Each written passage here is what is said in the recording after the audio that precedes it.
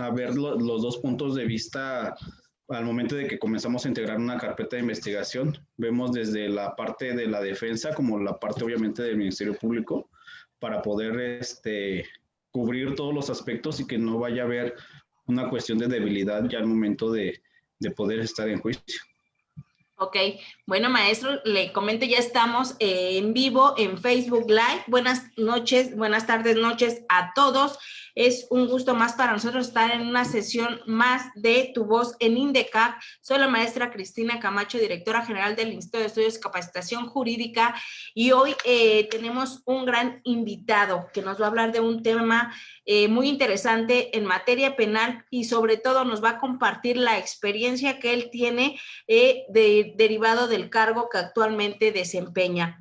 Está con nosotros el maestro Carlos Alzati Velázquez, quien actualmente se desempeña como agente del Ministerio Público adscrito a la Unidad de Asuntos Especiales de la Fiscalía General del Estado de Michoacán. El maestro nos hablará de un tema muy interesante dentro del proceso penal, como lo comenté en un principio, el cual son los actos de investigación. También les comento rápidamente que en unos minutos se va a unir a esta reunión el doctor Rodrigo Alvarado León, quien es el director académico de INDECAP, ya que se encuentra ahorita en la presentación de una ponencia. En tanto, maestro Carlos Alzati, buenas tardes. Hola, buenas tardes, maestra. Es un gusto estar con ustedes. Gracias por la invitación y por permitirme estar con todo su público. Muchísimas gracias, maestro. Rápidamente comentarle a todas las personas que el maestro, derivada de la función que desempeña, amablemente aceptó estar aquí con nosotros. El maestro se desempeña trabajando con el maestro Jorge Alberto Camacho Delgado, quien es titular de la Unidad de Asuntos Especiales de la Fiscalía General del Estado de Michoacán, y quien amablemente aceptó el maestro Carlos Alzati estar aquí en representación de él, derivado de una cuestión laboral. Maestro Carlos, para entrar en la temática y las personas que nos estén escuchando a través del chat puedan realizar las preguntas que deseen respecto de este tema. Hay algo en particular, hablar de los actos de investigación, no sin antes preguntarle desde su actividad que usted desempeña. Nosotros cuando hablamos de los actos de investigación en un proceso penal, bueno, pues nos vamos a enfocar en estos actos que van a requerir una cuestión de judicialización y otros no.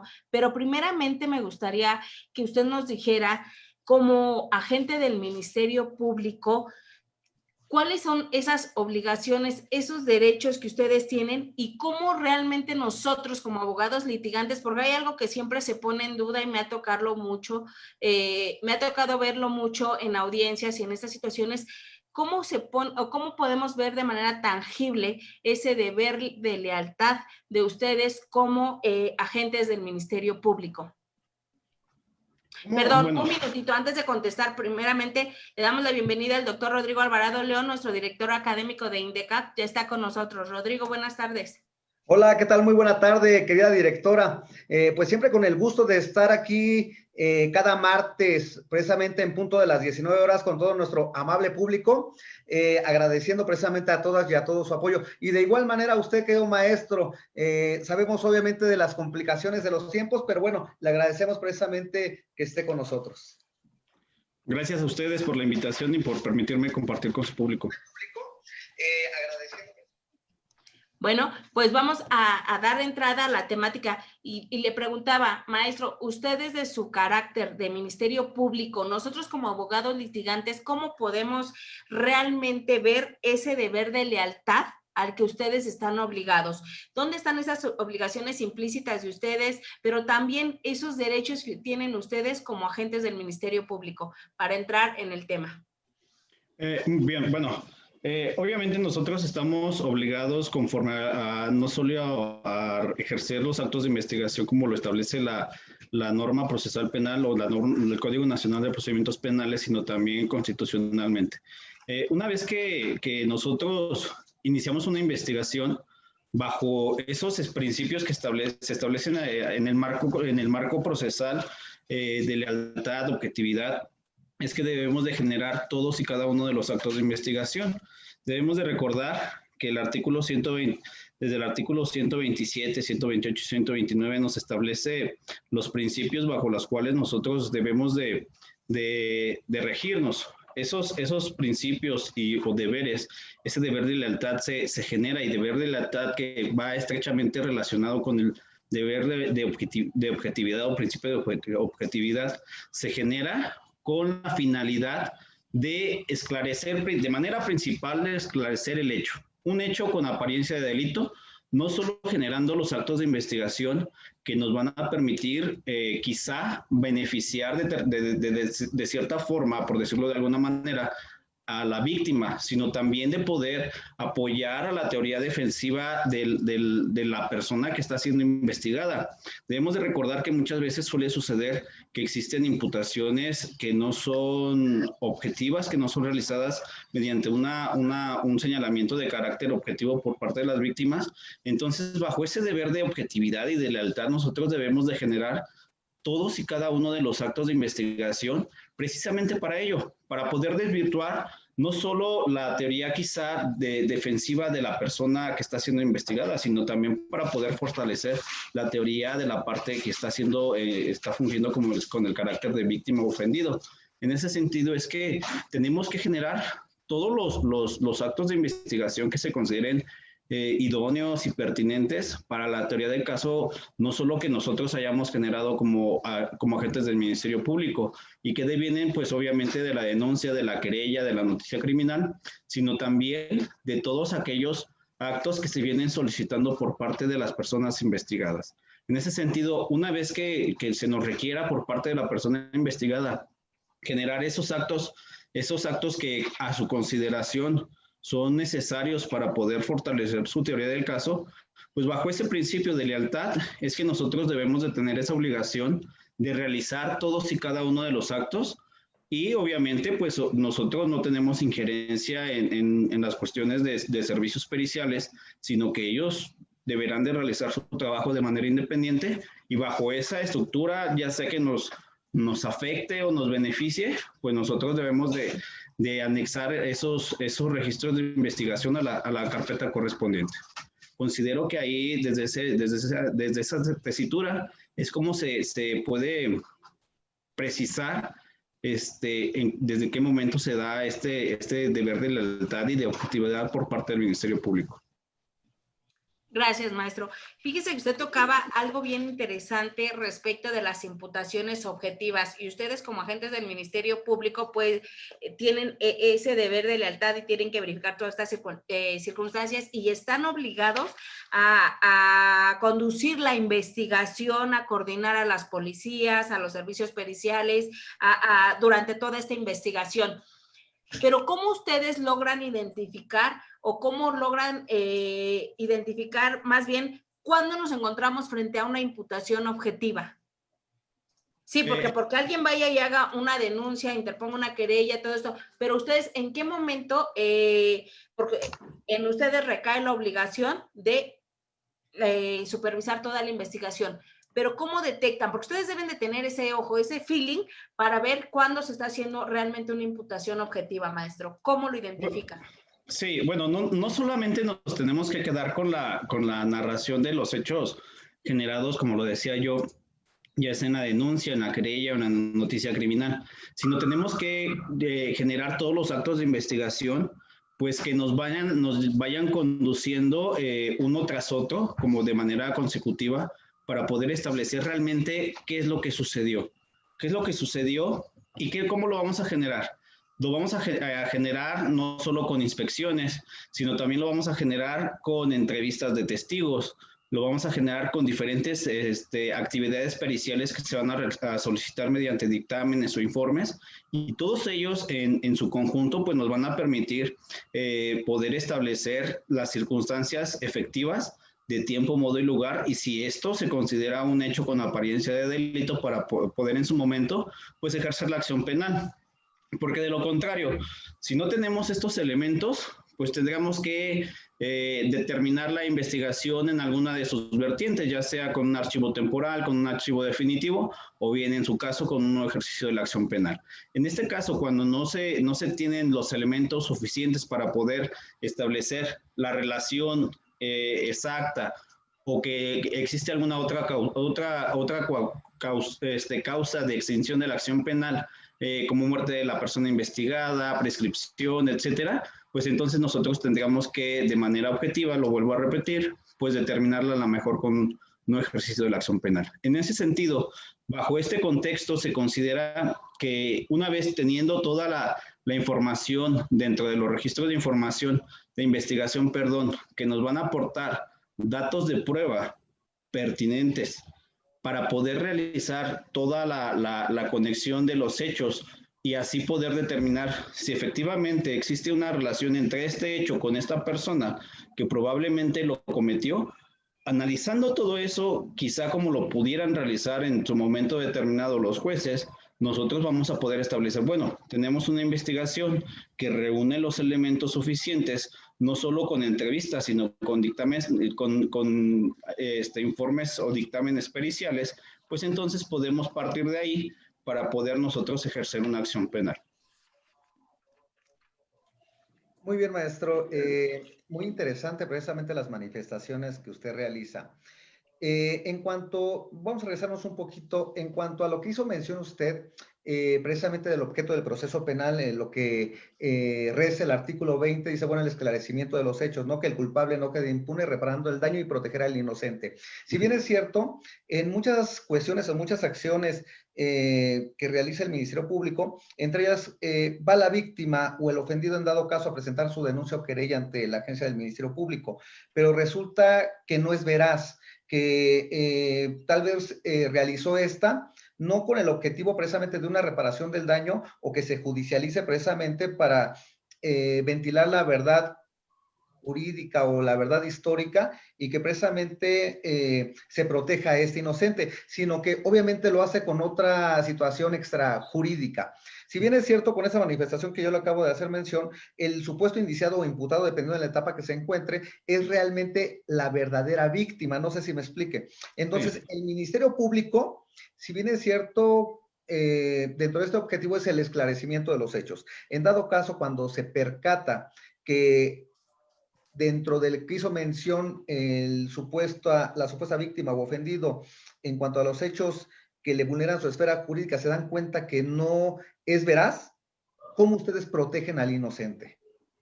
¿Cómo se protege al inocente? Bueno, determinando en este sentido la carpeta de investigación, como lo decía, para poder poner fin a la investigación, valga la redundancia.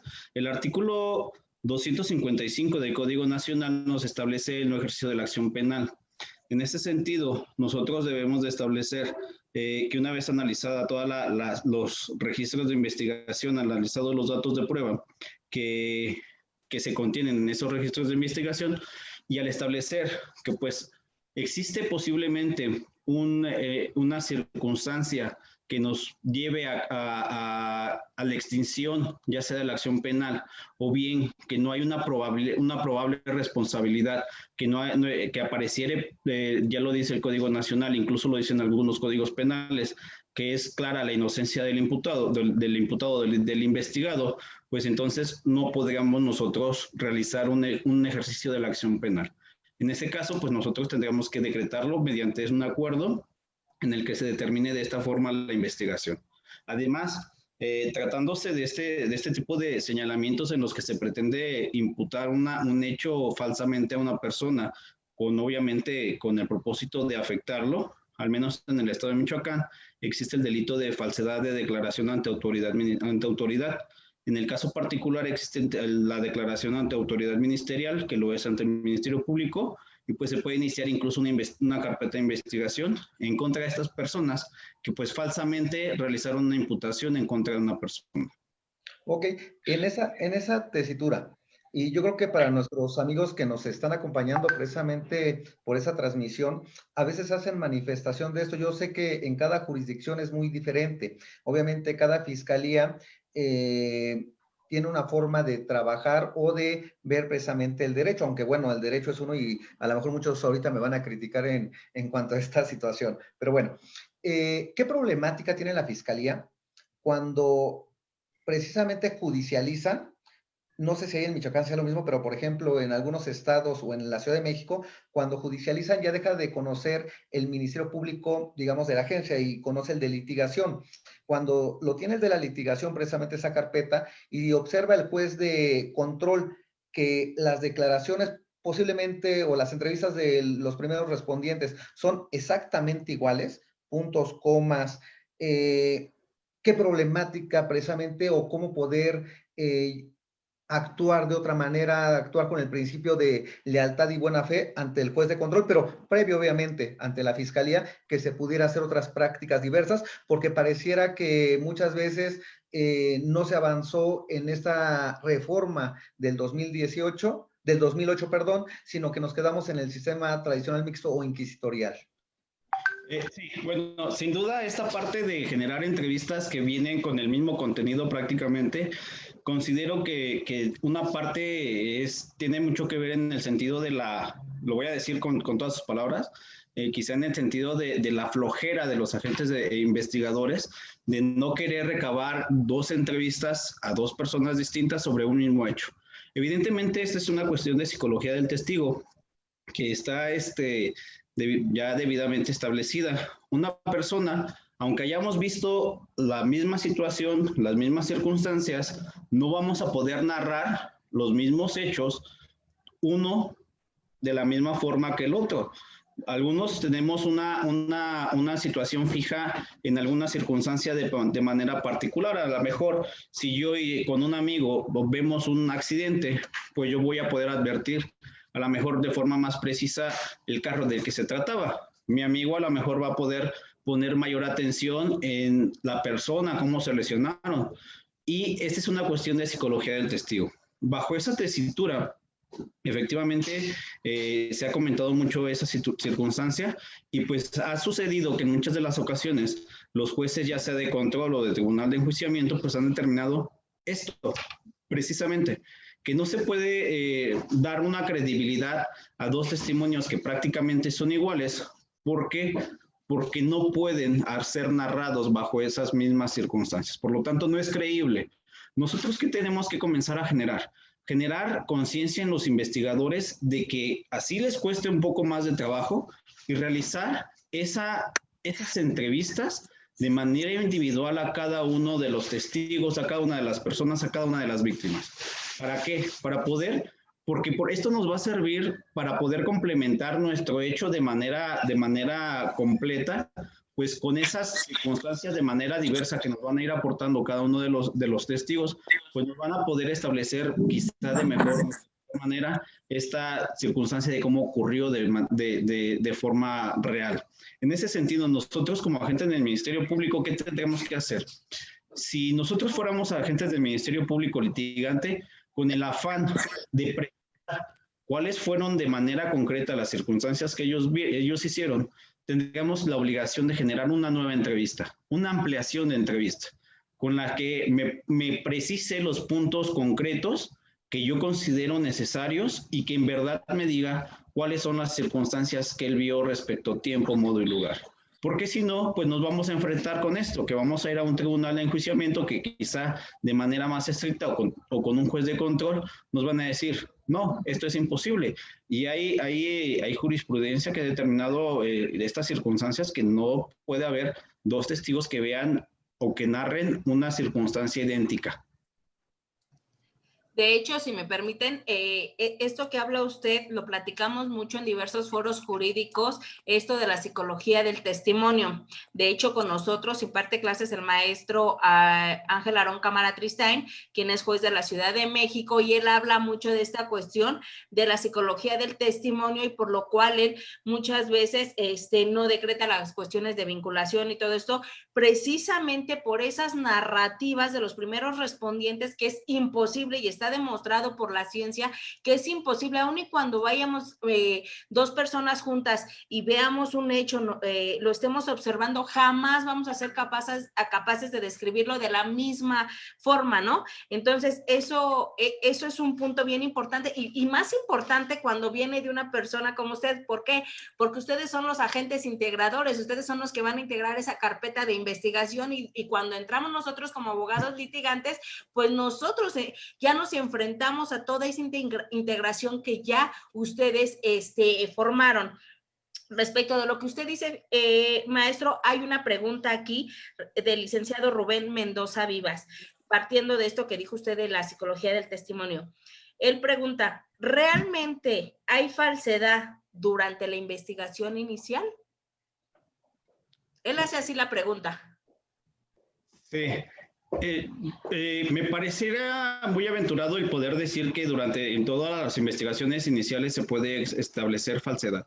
Quizá puede haber algunas circunstancias que no sean ciertas, que a lo mejor haya datos imprecisos, pero no por ello significa que exista falsedad en la investigación inicial.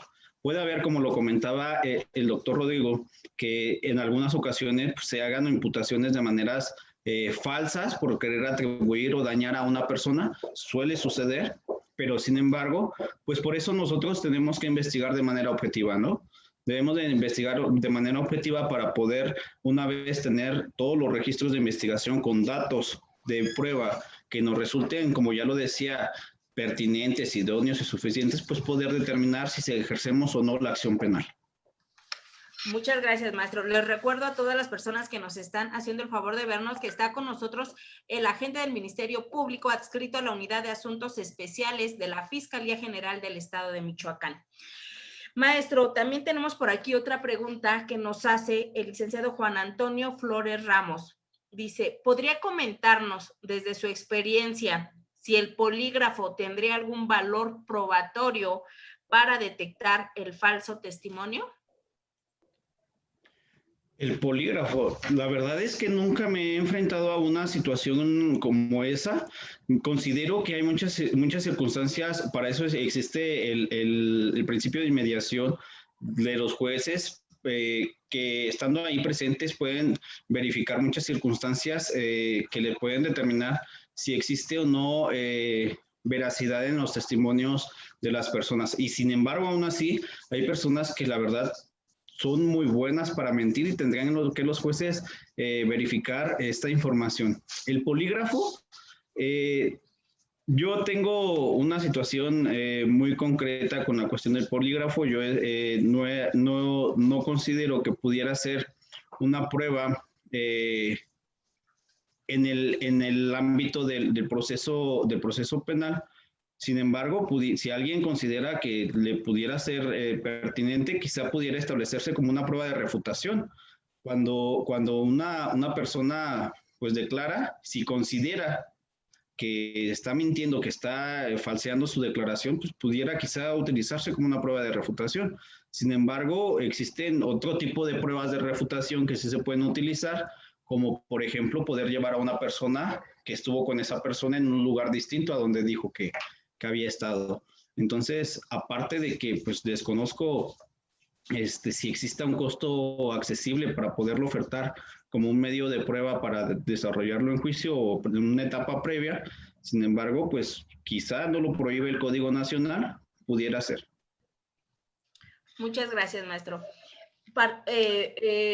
Retomando la cuestión de nuestra temática de los actos de investigación, a mí se me ocurre esta circunstancia. Cuando nosotros hablamos de actos de investigación, evidentemente para alguna de las partes, me estoy refiriendo al sujeto activo y al sujeto pasivo respecto del delito, ¿no? Este acto, con independencia que sea un acto de investigación, en algún momento se torna un acto de molestia. Ajá, se torna como un acto de molestia. ¿Cómo verifican ustedes que al realizar estos actos de investigación no se violenten derechos humanos? Aún y cuando se justifique que tal acto de investigación se solicita para efectos de investigación y para llegar a la verdad de los hechos. No sé, estamos hablando de ¿Qué pasa cuando, o no sé, desde su experiencia, y más usted en el estado que está, pues es de los estados más conflictivos, por decirlo de alguna manera, en cuestión, no sé, de delincuencia organizada, situaciones de estas, pero ¿qué pasa cuando este acto de investigación se convierte en un acto de molestia, pero a la vez ustedes están obligados a salvaguardar, a proteger estos derechos humanos? ¿En qué momento, dónde está esa línea tan finita que les impide a ustedes llegar a más? Sin duda, ese es un tema súper importante que incluso nosotros lo hemos discutido aquí en la Unidad de Asuntos Especiales. De manera particular, hablamos de toma de muestras, residuos corporales, etcétera.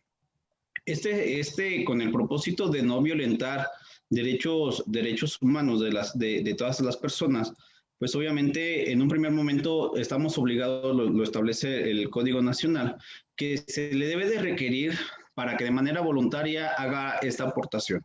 Si él de manera voluntaria pues no realiza la aportación, pues nosotros como acto de investigación que resulta necesario para poder realizar y poder esclarecer estos hechos, de complementar de manera debida nuestra carpeta de investigación, pues tendríamos la obligación de solicitar la autorización del juez de control.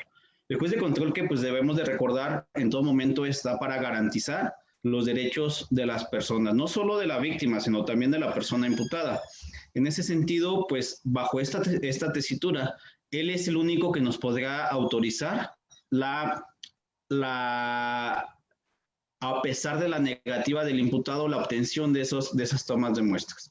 Tomas de muestras que en todo momento deberán de ser las menos invasivas, las menos perjudiciales para su persona y obviamente que no violenten sus derechos fundamentales. Principalmente, nosotros cuando realizamos una toma de muestra lo realizamos con el llamado raspado unguial para poder tomar muestras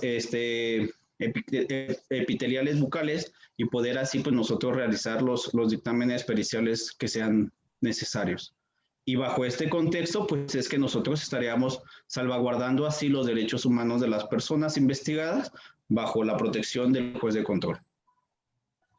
Gracias, maestro. Rodrigo, ¿vas a hacer alguna aportación? Me gustaría no romper el hilo de esto que acaba de decir el maestro. Hay una pregunta aquí respecto de ahorita, por ejemplo, pruebas periciales.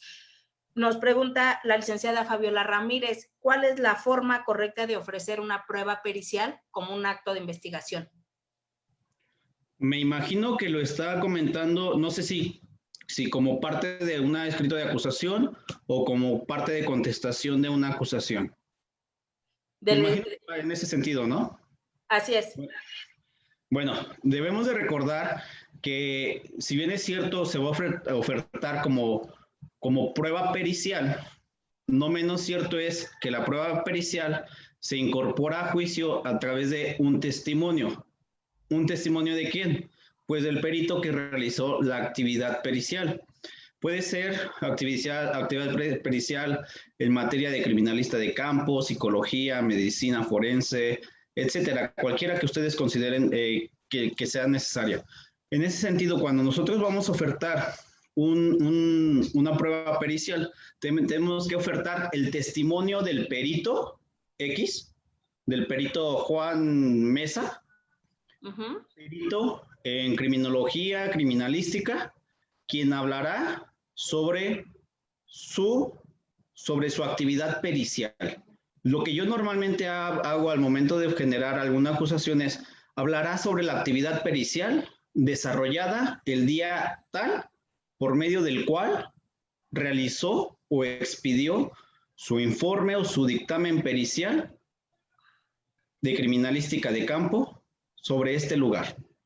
Debemos de especificar los puntos particulares sobre los cuales va a versar su testimonio. Así nos lo dice el artículo 335 en su último párrafo, que se deberán de establecer los puntos concretos de los cuales versará su testimonio, hablando no solo de testigos, sino también de peritos. No sé si queda claro. Sí, maestro, si no les quedará claro, les pido a las personas que nos reformulen sus preguntas para que aprovechemos ahorita esta entrevista que tenemos con el maestro y nos pueda aclarar todas sus dudas. Y tomando esta cuestión, hay otra preguntita que va relacionada a la cuestión pericial y que nos hacen aquí el licenciado Ernesto Hernández. Dice, en una prueba pericial en psicología que realiza la Fiscalía, en la que no esté de acuerdo la víctima, ¿puede solicitarse que intervenga en el análisis y estudio un perito supervisor? Lo que nosotros podríamos hablar en materia civil y familiar, como el perito tercero en discordia, ¿no? Estaríamos como partiendo en esa comparación. Aquí, no. ¿Se puede dar ese caso, maestro? No debemos de olvidar que los dictámenes en materia de psicología tienen, solo se puede, bueno, a nuestra experiencia, se pueden realizar 6 meses posteriores a que se le haya generado una primera intervención por parte del psicólogo. En ese sentido, si existiera la necesidad, ya fuera por el imputado, pero también por la víctima, pues se pudiera generar un dictamen, una actividad pericial en materia de psicología nuevo para verificar la contraposición de ese primer dictamen. Sin embargo, pues esto nosotros lo tenemos que justificar. Tenemos que justificar cuál es la idoneidad y cuál es la pertinencia para poder generar ese acto de investigación. No debemos de olvidar que pues si ya se tiene un resultado, que la actividad pericial realizada por cada servicio pericial de las diferentes fiscalías, pues ellos también se rigen bajo un estándar, bajo los principios de objetividad, de legalidad y de lealtad. Como consecuencia, pues tenemos que tener por realizados de manera adecuada sus actividades periciales. Sin embargo, pues eso no lo exime que se pueda contraponer con un nuevo dictamen pericial que se solicite, ya sea en materia de psicología o en cualquier otra materia. Tan es así que pues ese es un derecho de defensa y es un derecho de las víctimas. Muchísimas gracias, maestro. Rodrigo. Gracias. Estimado maestro, ¿qué problemática se tiene o tiene el Ministerio Público ante la Fiscalía? Si bien es cierto, cuando detienen a una persona en flagrancia o supuesta flagrancia, la obligación del Ministerio Público es observar precisamente que exista esta. En muchos estados o muchas jurisdicciones se da que aun cuando observan que no hay flagrancia, se judicializa.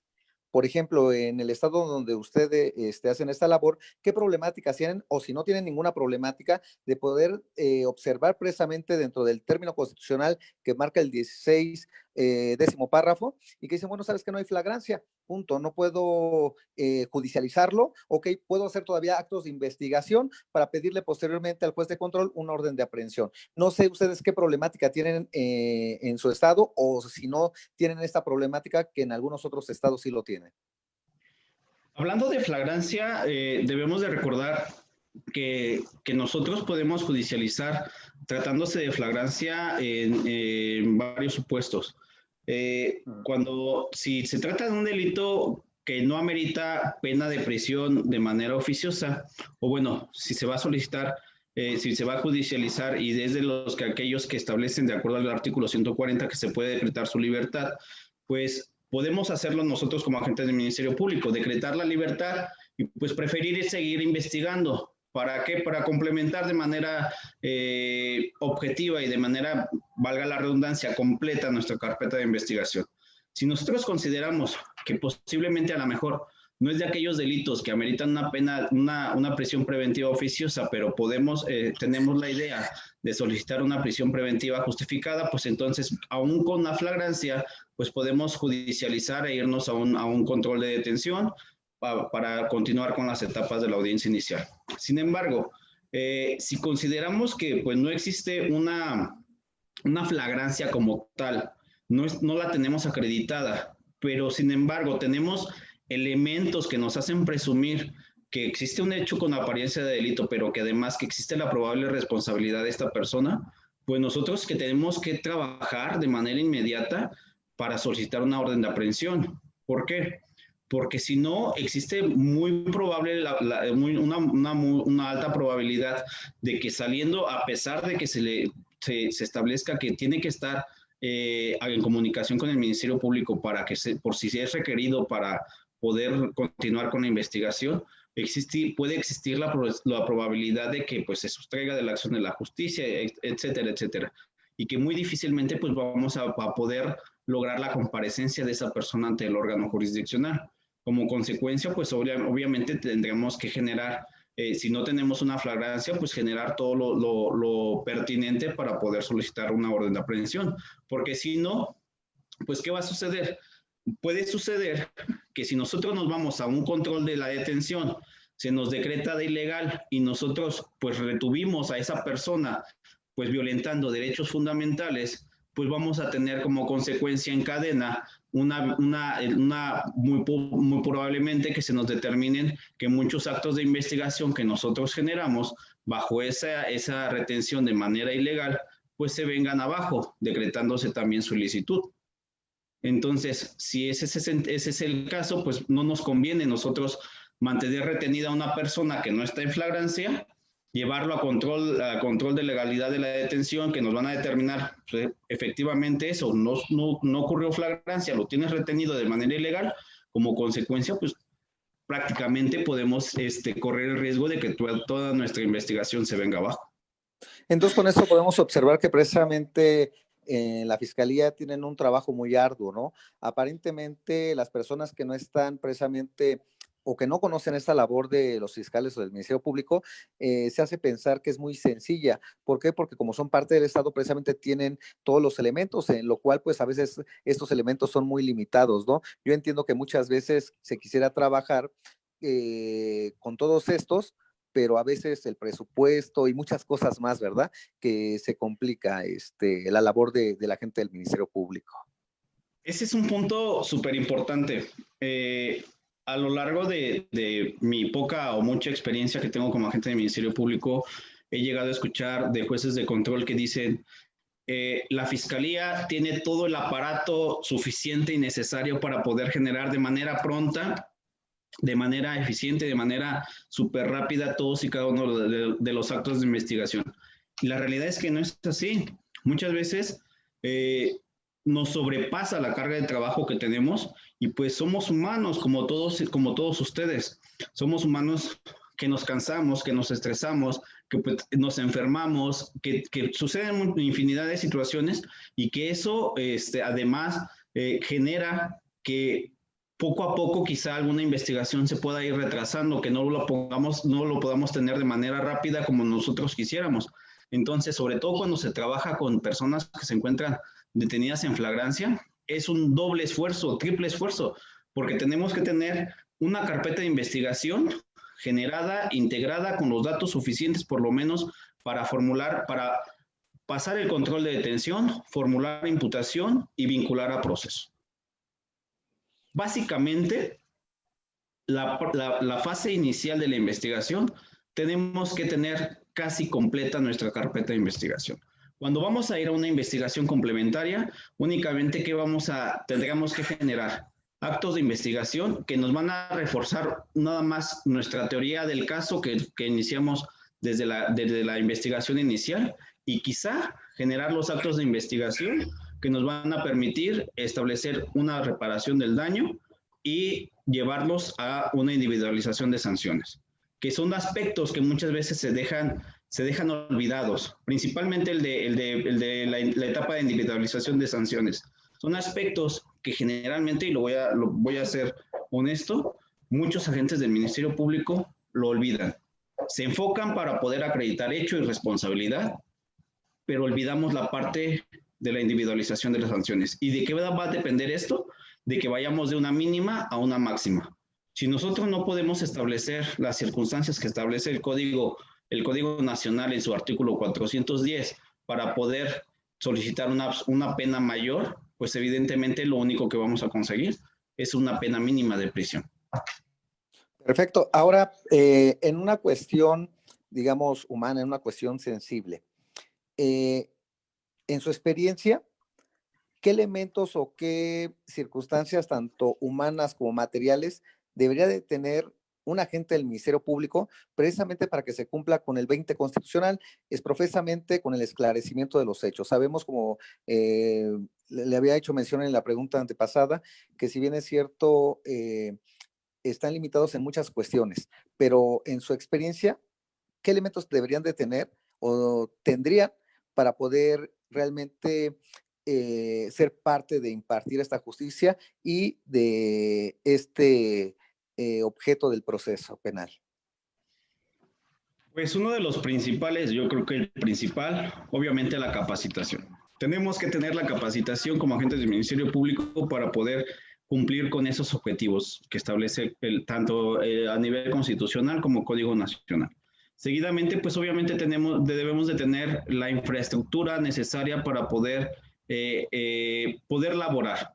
No solo hablamos de computadoras, no solo hablamos de servicios periciales idóneos, de que el servicio pericial tenga sus aparatos, tenga su equipo necesario para poder cumplir con las actividades que nosotros les pedimos, sino también que tengamos a disposición elementos de investigación que realmente hagan su trabajo. Elementos de investigación que sean lo suficientes, que sean los necesarios para poder realizar todas y cada una de las actividades de investigación que se les están solicitando. Muchas veces suele suceder que existe un agente de la policía de investigación para 2, 3, 4, 5 agentes del Ministerio Público. Y no son suficientes, no se dan abasto.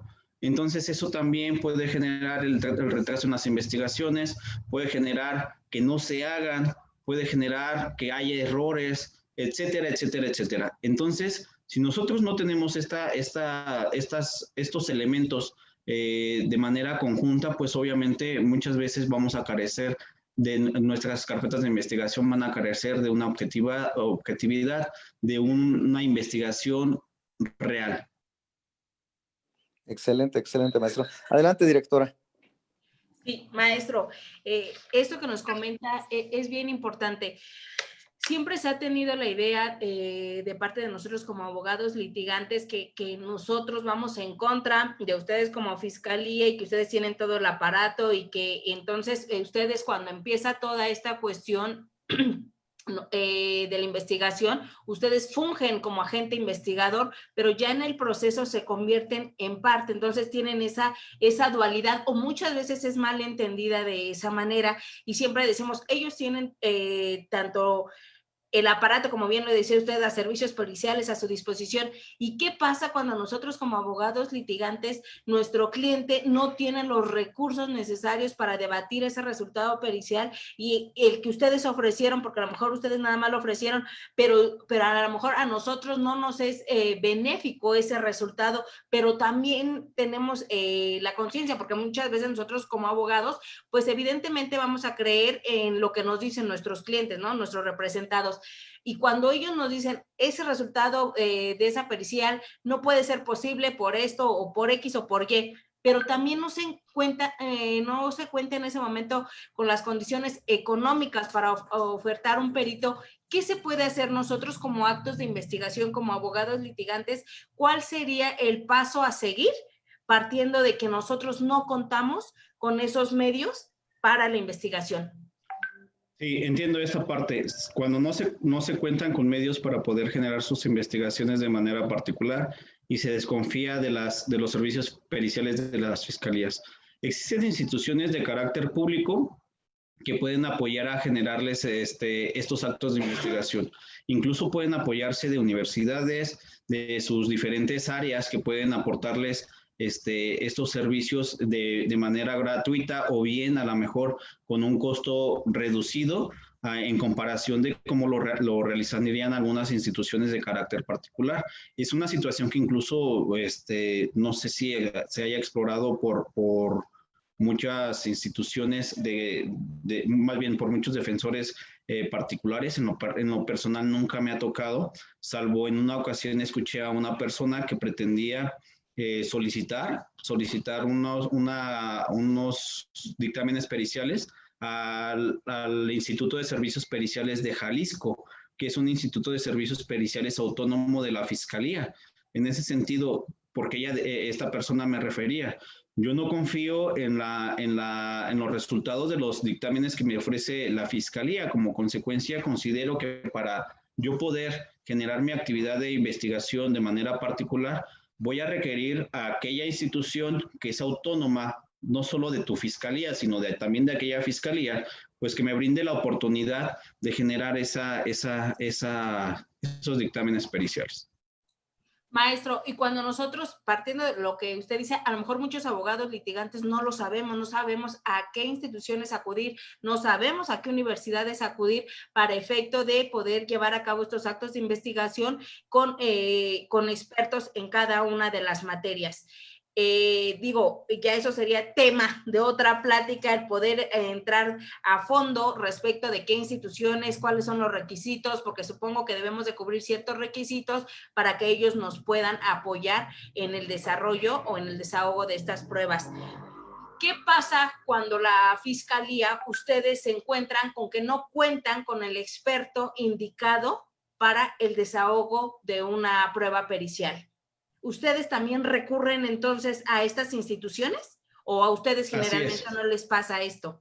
Sí ha sucedido de manera particular. A mí me sucedió en un tema de feminicidio, en el cual se tenían grabaciones de una persona que estaba siendo investigada, que estaba imputado. Eran unas grabaciones que había realizado su hermana. En ese sentido, pues nosotros íbamos a realizar una comparativa de voz. Sin embargo, aquí en la Fiscalía en aquel entonces no se contaba con el aparato necesario para poder realizar esa comparativa, tanto de la voz de que se le había tomado ya a la persona ya detenida, como la grabación, y poder comparar ese audio. En ese sentido, en aquella ocasión, pues hubo la necesidad de solicitarle el apoyo a la entonces Procuraduría General de la República. En ese sentido, nosotros, bajo ese marco de colaboración que existe entre las diferentes procuradurías y fiscalías de todo el país, es que se realizó, se le solicitó en forma de colaboración, se generara ese dictamen pericial con su perito particular en materia de audio, video y fonología, para poder determinarlo, porque pues para nosotros era una actividad de investigación de manera súper importante, para poder establecer así la responsabilidad penal, porque en aquel entonces, ahí en esos audios se establecía las circunstancias de cómo él narraba, cómo había hecho este acto de privar de la vida a una mujer. En ese sentido, es que nosotros tenemos la obligación de que, si no lo tenemos en nuestro catálogo de servicios periciales, pues tenemos que generarlo en colaboración con alguna fiscalía. Muchas gracias, maestro. Les recordamos que estamos con el maestro Carlos Alzati Velázquez, quien es agente del Ministerio Público, adscrito a la Unidad de Asuntos Especiales de la Fiscalía General del Estado de Michoacán. Maestro, tomando un poquito y partiendo del estado en el que usted se encuentra, como es el estado de Michoacán, me gustaría que nos dijera un poquito cuáles son los tipos penales que más se suscitan en su estado. ¿A cuáles van más enfocados usted? ¿De cuál tiene usted más conocimiento? ¿Sobre cuáles realiza más actos de investigación y toda la complejidad que eso conlleva? Para ahorita ver si podemos ahondar en algunas preguntitas que nos están haciendo, pero en cuestiones de violencia intrafamiliar. Entonces, sí me gustaría, para que las personas que nos están escuchando y nos están viendo, supieran más en qué está enfocado usted, en qué tipos penales, maestro. Bueno, yo como agente del Ministerio Público de la Unidad de Asuntos Especiales conozco de todo, de asuntos de todo el estado de Michoacán. Con base en eso puedo decirles que depende de la región, es el tipo de delitos que mayor incidencia se tienen. En las regiones de Tierra Caliente, como lo son, partiendo de Uruapan, Apatzingán, Cualcomán, Los Reyes, aquellas regiones de por allá, existe mucho delito de homicidio, mucho delito de secuestro, de manera principal. Huetamo, Zitácuaro, son los delitos que principalmente se suscitan. Pero también hay diferentes factores que pueden generar que se susciten otro tipo de delitos. Por ejemplo, yo estuve mucho tiempo en la Fiscalía Regional de Zitácuaro. En esa Fiscalía Regional, en una temporada de manera particular, en la temporada de calor, se suscitaban muchos delitos de violación.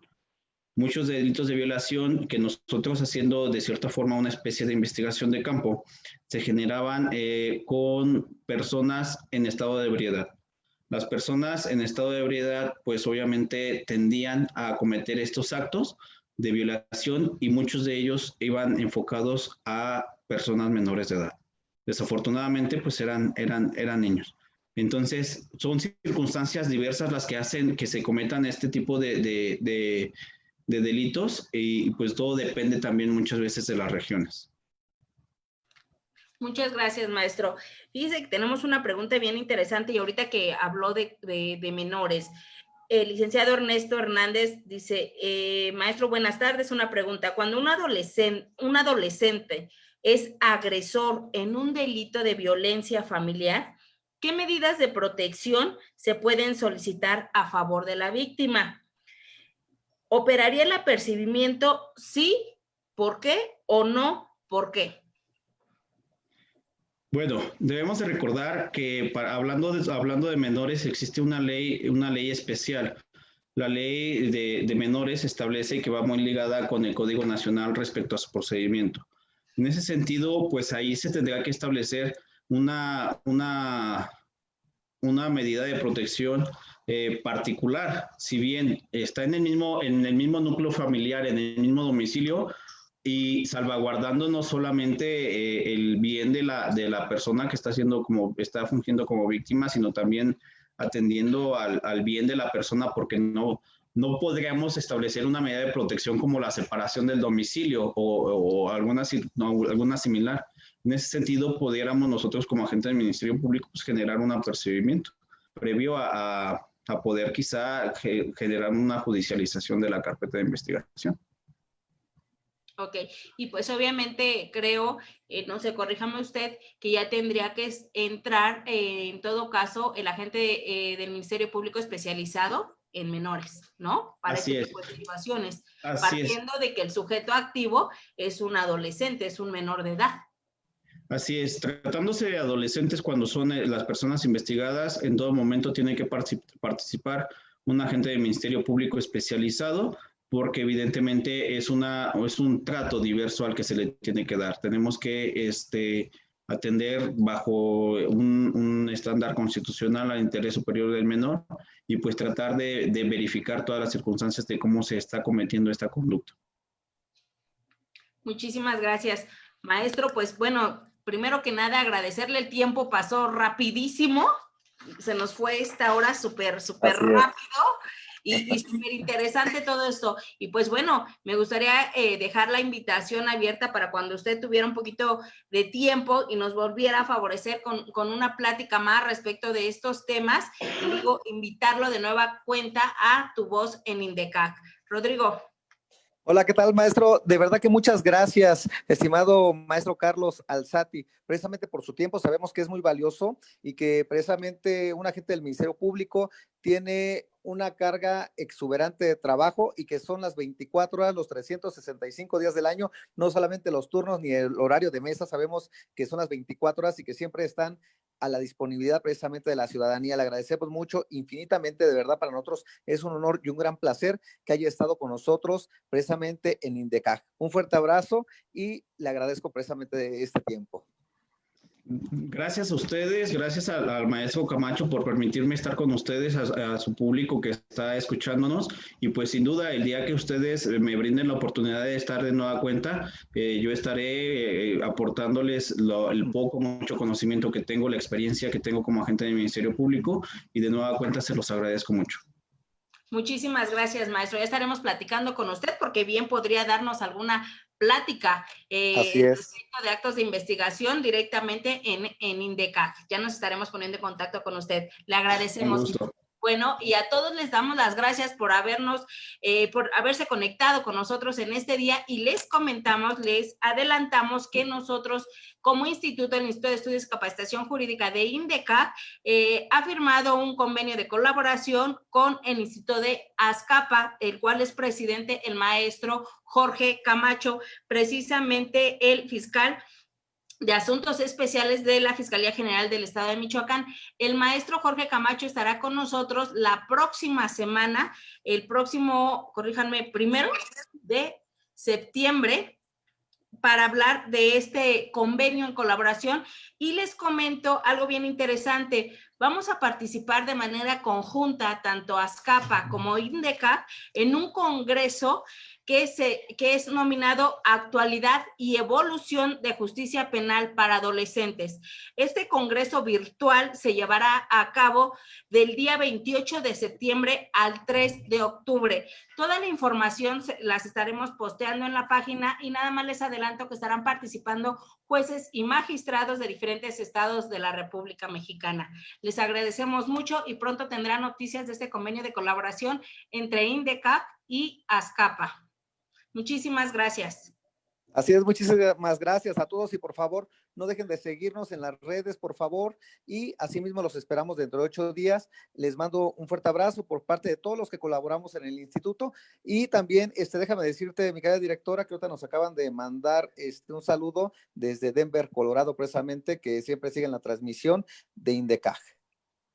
Así es, tuvimos muy buena respuesta, maestro, y sus comentarios fueron muy acertados y comentan que fue excelente su ponencia. Le agradecemos muchísimo. Gracias a ustedes. Gracias. Hasta pronto, un fuerte abrazo. Hasta luego, que estén muy bien. Gracias.